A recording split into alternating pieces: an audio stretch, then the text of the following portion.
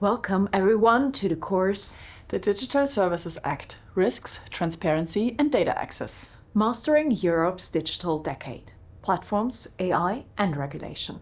In this course, you will learn how the EU Digital Services Act reshapes platform governance, addressing scope, content moderation, transparency mechanisms, data access, systemic risk assessments and independent audits, and enforcement. The Digital Services Act, in short DSA, is a key regulation of the EU's larger regulation strategy called the Digital Decade. But let's start at the beginning with the question, what even is a platform? According to Flew, in the field of computer science, a platform is a distinct computing system with a combination of hardware and software. Other definitions of platforms see it as a set of digital resources and its services and content like TikTok videos or Instagram stories. Panos Konstantinidis highlights therefore the relationship between external producers, the platforms or advertisers, and the consumers, so the users. But let's come back to the core of the regulation in this space for a second. The EU has decided to make a coherent strategy for governing platforms through a human rights-led harmonization approach.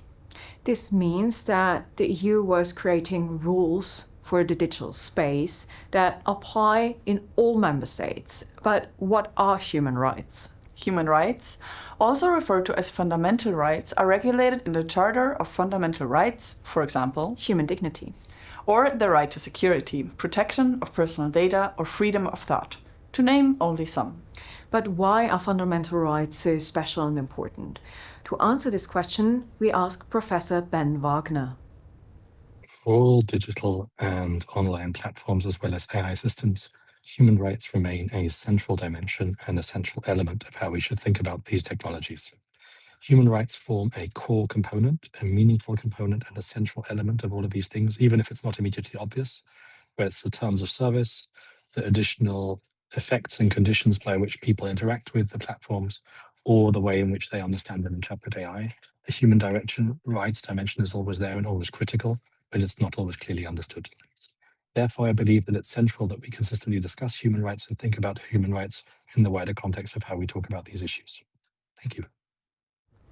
Let's come back to the EU's bigger picture for the digital space, the digital decade. To give you a short overview, the idea to have a coherent approach for how the EU deals with technology, data, cybersecurity, and more. The EU created a first strategy in 2005. This was later expanded to the Digital Agenda and covered the years between 2010 and 2020. The second digital agenda, which is 2020 to 2030, was focusing on topics like digital skills, connectivity, or cloud computing.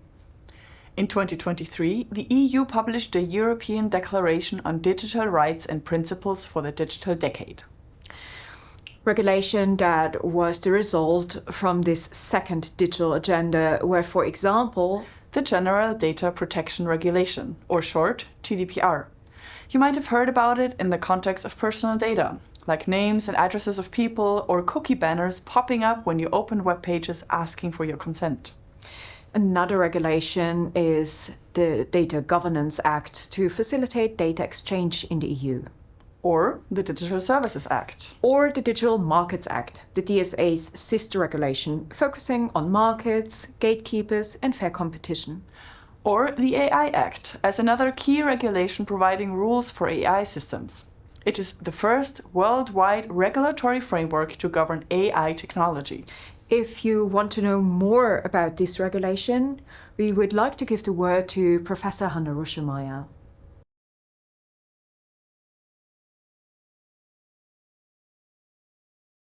The AI Act is an ambitious piece of European digital regulation. The AI Act establishes the first horizontal regulatory framework that explicitly addresses AI systems as the regulatory object. Similar to the DSA, the AI Act follows a risk-based approach. It has provisions that prohibit certain AI systems, establishes obligations for high-risk AI systems, and also mentions the regulatory category of systemic risk for general-purpose AI models.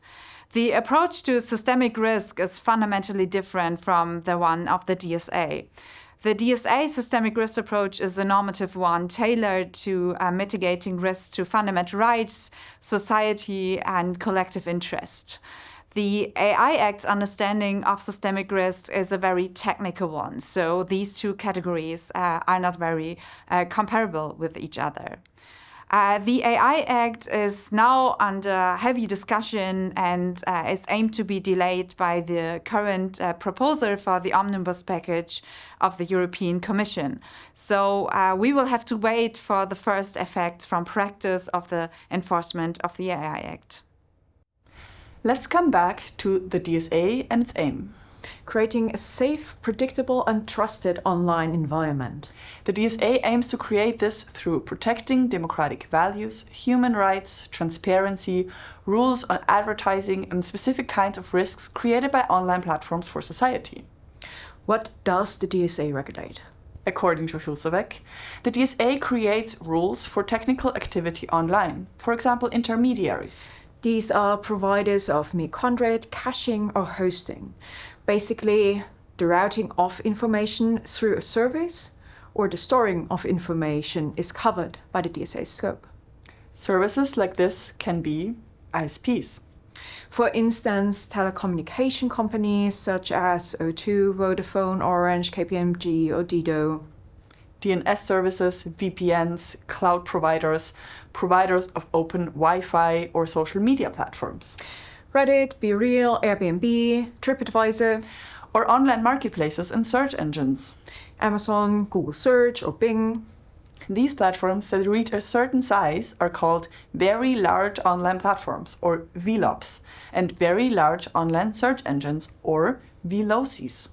These VLOPs and VLOCs are defined in Article 33 and create the strictest rules for platforms that reach more than 45 million monthly active users. So that is basically 10% of the EU population. A newly introduced platform is, for example, WhatsApp. And ChatGPT is expected to follow soon the classification as a very large search engine. So what do those VLOCs and VLOPs have to do?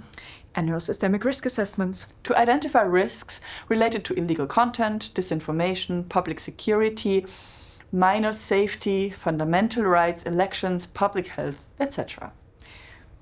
Implement mitigation measures. Which must be reasonable, proportionate, and effective steps to address identified risks, like strategies for addressing re-uploads of similar posts of terrorist content through hashing. Independent annual audits. These should verify compliance with DSA rules. Auditors, like auditing firms, for example, FTI Consulting, EY, KPMG, etc., must publish audit reports. Transparency reports.